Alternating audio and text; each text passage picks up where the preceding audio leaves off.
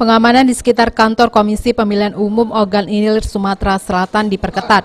Peningkatan kewaspadaan ini dilakukan pasca keputusan pasangan calon Bupati dan Wakil Bupati Petahana, Ilyas Panji Alam dan Endang Putra Utama didiskualifikasi.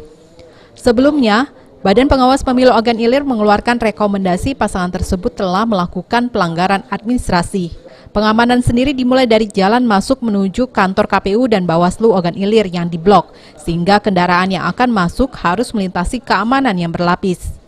Dari pantauan Palembang TV, sejumlah kendaraan berat, water canyon, dan kendaraan pemadam kebakaran telah disiapkan di jalan masuk menuju kantor KPU dan Bawaslu Ogan Ilir yang letaknya saling berdekatan. Bahkan, Kapolda Sumsel Irjen Eko Indraheri mengambil alih langsung apel pasukan pengamanan di lingkungan KPU dan Bawaslu Ogan Ilir. Kapolres Ogan Ilir AKBP Imam Tarmudi mengakui adanya penambahan pasukan pengamanan di lingkungan KPU Ogan Ilir. Seluruh petugas pengamanan di lingkungan KPU dan Bawaslu berjumlah 450 petugas yang terdiri dari Polres, Kodim 0402, Brimob, Dishub, dan Satpol PP Ogan Ilir. Bahkan pengamanan juga dilakukan melekat pada seluruh anggota KPU dan Bawaslu Ogan Ilir, baik di kantor maupun keamanan di rumah pribadi. Penambahan pengamanan ini guna mengantisipasi hal-hal yang tidak diinginkan. Namun sejauh ini suasana dan kondisi di Kabupaten Ogan Ilir masih sangat kondusif.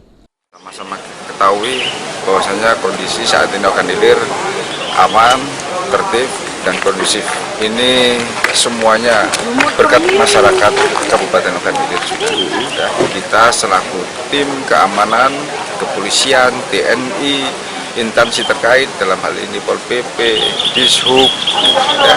Kemudian ada juga dari rekan kita BIN juga, Kesbanpol, mengajak semua kaum muslimin muslimat yang ada di Kabupaten Ogan Ilir, saudara-saudara kita tetap menjaga, ya, mengelola dengan baik dirinya agar tidak terprovokasi dengan adanya mungkin sudah berita yang keluar, ya, terkait pelaksanaan. Ahmad Romawi, PAL TV.